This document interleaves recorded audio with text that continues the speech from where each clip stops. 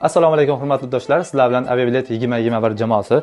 Bizdan juda ko'pchilik so'rayapti. Yanvar, fevral, mart oylariga ham biletlar xarid qilsak bo'ladimi degan savollar juda ham ko'p. Albatta bo'ladi. Bizda bilet narxlari albatta chiqqan.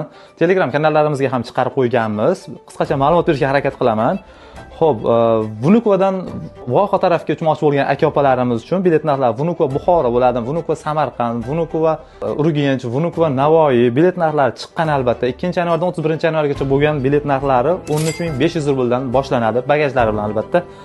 Va vodiylik aka-opalarimiz uchun Vnukova Namangan, Andijon, Farg'onaga uchmoqchi bo'lgan aka-opalarimiz uchun albatta bilet narxlari chiqqan. 2-yanvardan 31-yanvargacha.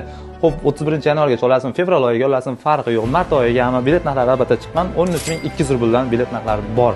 Sizlarga qisqacha ma'lumot berib o'tishga harakat qildim. Qolgan bilet narxlarini Telegram kanalimizda bilishingiz mumkin, bemalol. Va kundalik aksiya narxlarini ham qo'yib boramiz. Biz albatta har kungi aksiya biletlar chiqyapti kanalimizda, tekshirib o'tishingiz mumkin, kirib ko'rishingiz mumkin albatta.